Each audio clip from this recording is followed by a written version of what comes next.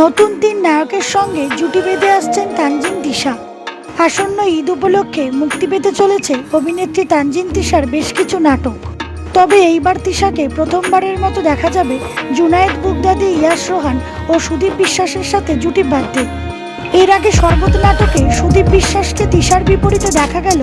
আসন্ন ঈদে প্রথমবারের মতো মায়াফুল নাটকে তিশা ও সুদীপকে জুটি হিসাবে দেখা যাবে। আসন্ন মায়াফুল নাটকটির জন্য দর্শক বিশেষভাবে উৎসাহিত।